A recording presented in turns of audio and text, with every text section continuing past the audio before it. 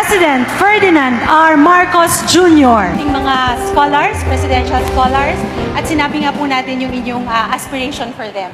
Sige, basta study hard, take advantage of your scholarship para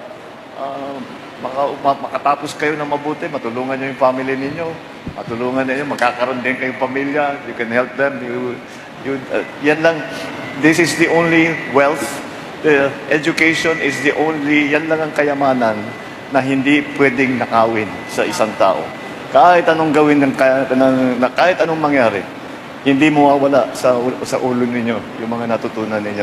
Ganun kahalaga ang edukasyon. Kaya pagpatuloy ninyo, kaya mabuti naging scholar kayo. Maraming salamat po, Pangulo. Yan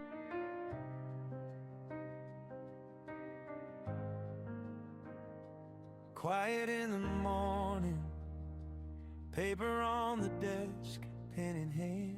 Talagang hindi lang presidente ng Pilipinas ay siya rin ay tatay ng Pilipinas. At ito lang ang kailangan natin sa mga panahon ngayon. Kaya damang salamat sa inyong lahat and congratulations also to all the beneficiaries as well as all the scholars at marami pang iba. So, damang salamat at maupang adlaw haton na tanan. Damang salamat. Maraming salamat po, Mayor Romualdez. At lahat ng nandito, meron pa ako, babatiin ko rin yung mga scholar. Nandiyan na naging presidential scholar, isang bahagi nitong aming ginagawa na project. Ito po ay panibagong aming ginagawa na sistema na ang pinapatibay natin ang ating partnership ng national government at saka local government. Ito ay naging bunga dahil ako ay naging governor din na 9 na taon sa Ilocos Norte. At nakikita ko na maraming disconnect, sa national government at saka sa local government. Kaya't nung ako ay umupo na Pangulo, sabi natin, ba't di natin tinutulungan ang mga local government? Di tayo nakikinig sa local government para malaman kung ano ba talaga ang kanilang pangangailangan. At ang isang nakita namin ay isang pondo na ito, yung tinatawag na Local Government Support Fund, yung LGSF. Ngunit sa 9 na taon na naging gobernador ako, wala akong nakita doon sa pondo yun. At nagtataka kami kung bakit may local government support fund, bakit hindi na ibababa. Kung saan ginagamit sa ibang bagay. So sinabi ko, ito na siguro ang pagkakataon na magamit yung LGSF sa tama. At yun ang aming ginagawa. So ngayon, yung LGSF, binuo namin yung pondo at binibigay namin sa mga governors, sa ating mga city mayors, sa ating mga municipal. Lahat ng LGSF, lahat ng local government executive ay dinala na natin sa kanila. Dahil ang unang-una, dahil ako talaga lagi kong sinasabi, laki ako bilang politiko. I grew up as a local government official. At doon ako natuto kung ano ang mga dapat gawin, ano yung kailangan gawin at the local level.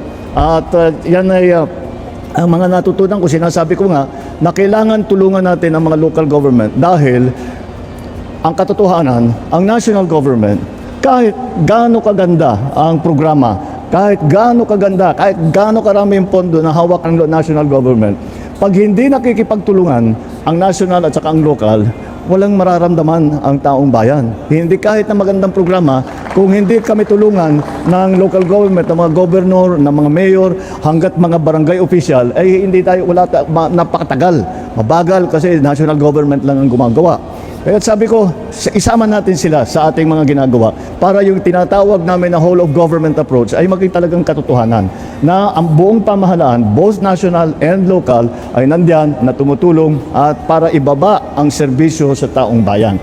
At ito naman ay nakikita natin dahil very effective naman ang local government. Nung sinasabi ko nga, nung ako ay naging senador, sinasabi ko sa aking mga kapwa-senador, ay sinabi ko sa kanila, alam nyo, yung mga binababanin yung mga, kung ano-anong mga directive, instruction doon sa mga local government, kung titignan ninyo, yung mga ginagawa ninyo, ay additional function, additional kung ano, magtatayo, kailangan mag-organize ng committee of something else, committee na ganito, wala naman tayong kakayahan, wala naman.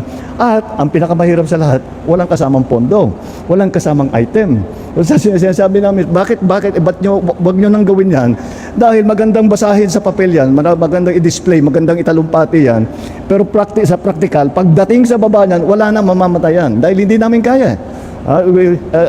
Yung mga committee na pinapa-organize sa atin, saan wala namang item, walang dagdag na item. At saka, kuminsan hayakan, di ba, mga housing, mga ganun. Wala namang technical capability ang yung mga sa land use plan. Yung mga ganun na pinapagawa sa local, hindi walang capability ang local. So kailangan na tulungan. Kaya sabi na, bigyan na natin, imbis na tayo pa sa national government, ang nagsasabi sa local government kung anong kanilang pangangailangan, ay makinig tayo sa kanila. Dahil baka magulat kayo, ang local government, syempre sasabihin nila sa inyo yung problema. Pero sasabihin din nila sa inyo kung ano yung maaring gawin para solusyonan yung problemang yun. Tayo hindi natin alam ang kung ano yung sitwasyon doon sa kanilang lugar. And that's why binuo namin itong programang ito, binababa natin sa local governments ang LGSF at iniiwan na lang natin. Yun lang, meron lang kaming mandate na dapat, lalo na ngayon dahil natapat tayo sa isang oil crisis at alam naman natin pag tumaas ang presyo ng langis, tumataas lahat ng presyo ng lahat ng bilihin. At ang unang-una namin tinutukan ay siyempre yung food supply, yung pagkain. Gagawin ng LGU, galing nga sa LGSF na ibinaba natin sa ating mga local government executives. Yung mga beneficiaryo po, wag po kayo mag-alala. Hindi ito minsanan. Ito, magbibigay kami na 6 na beses sa isang taon. Every 2 months, magbibigay ulit ng bigas. Patuloy yan para matiyak naman yung ating food supply. Yan po ang naging programa para sa ating mga local government sa mga probinsya, sa lungsod, sa bayan. And dito sa Region 8, higit sa 241,000 pamilya ay ang mga nangangailangan, kaya ito po ang tutugunan namin ng tulong. Ngayon, meron pa rin kaming dinagdag. Itong nababasa ninyo na ang bawat barangay makikinabang. Ito po ay isang programa ngayon lang po ginawa. Alam naman natin ang mga barangay official kung minsan ay nahihirapan dahil pagdating ng panahon may gagawing proyekto, sasabihin sa inyong share sa ERA-share, yung 10% ERA-share namin. Ano ang sagot? Nagamit na wala na, naubos na. Sabi ko, totoo naman, ginagamit naman sa tama, pero talagang mahirap ang pondo para at the barangay level. So, ang ginawa namin, gumawa kami ng programa, ang bawat barangay makinabang dahil ang gagawin nga namin ay bibigyan natin ng 200,000 pesos ang kada barangay sa buong Pilipinas. Isa lang ang kondisyon na hinihingi namin sa ating mga barangay officials na yung 200,000 ay kalahati nun ay gamitin para suportahan ang mga presidential scholar. Ibig sabihin, sa 200,000, yung 100,000, magbibigay tig 20,000 ang ibibigay sa bawat scholar. So bawat taon meron sila may 5 scholar ang pwedeng suportahan. Ang sabi namin, unahin nyo na yung malapit na magtapos pero hindi na matatapos dahil nga walang pambayad. O yun ang ating ginagawa. Yung naiwan na 100,000, iniiwan na namin sa barangay chairman, sa barangay officials kung saan nila gagamitin. Dahil sa aking paniniwala at pag-unawa at tapat na paniniwala na kayo lalong-lalo na sa barangay, kayong nakakaalam kung ano talaga ang kailangan ninyo. Alam naman ninyo kung saan kailangan ilagay yung pondo. Kaya yun ang aming ginawa. Kaya yan ang isa pang programa na ginawa natin. At ginawa natin na merong pondo para sa ating mga scholar dahil kailangan talaga natin tulungan ang ating mga estudyante ay hindi nakakapagtapos dahil wala ngang pambayad. Kaya titiyakin natin kada barangay may 5 scholar, may 5 presidential scholar. So magkakaroon tayo with approximately 42,000 barangays.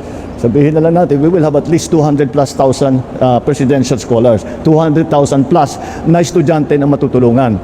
Ang sinabi ko lang sa ating mga estudyante, pakinabangan ninyo itong scholarship na binibigay namin sa iyo. Mag-aral kayo mabuti at kagaya ng sinabi ko doon sa mga estudyante doon sa labas na nag-orientation, ko sa kanila, magsipag kayo at mag-aral kayo mabuti, makapagtapos kayo dahil ang edukasyon ay ang tanging isang kayamanan na napupunta sa atin bilang estudyante, ay mapupunta sa atin na kahit anong mangyari, hindi maaring mawala, hindi maaring agawin, hindi maaring nakawin sa inyo habang buhay. Nasa sa inyo yan, habang buhay magagamit ninyo yan para tulungan ang inyong pamilya, para tulungan ang inyong komunidad. Kaya't mag-aral kayo mabuti at ako ay natutuwa na matutulungan namin kayo para sumikat naman kayo at makapagtapos kayo at magiging maganda, mas maganda ang mga buhay ninyo. Maraming salamat po, mahal na Pangulo.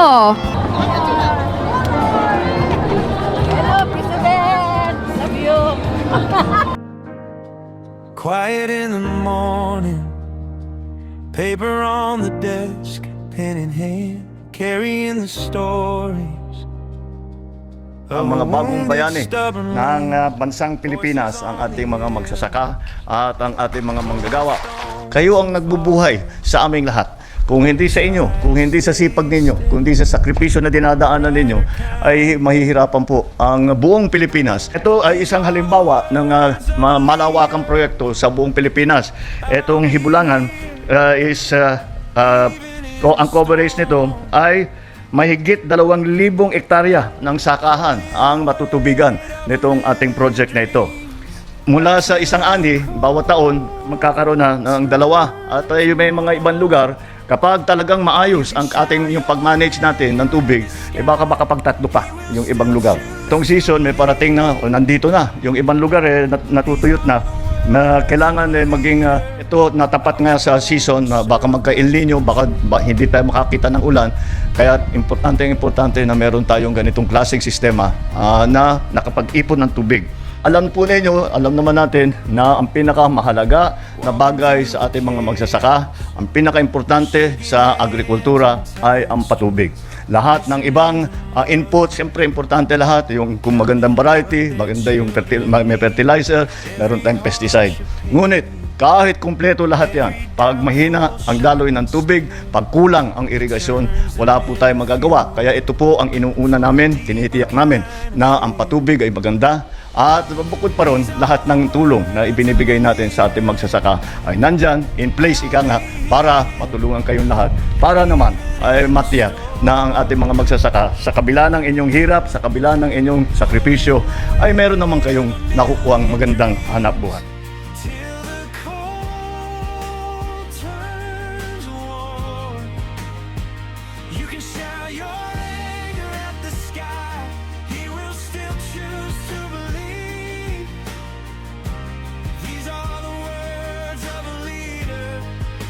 Born to serve my country.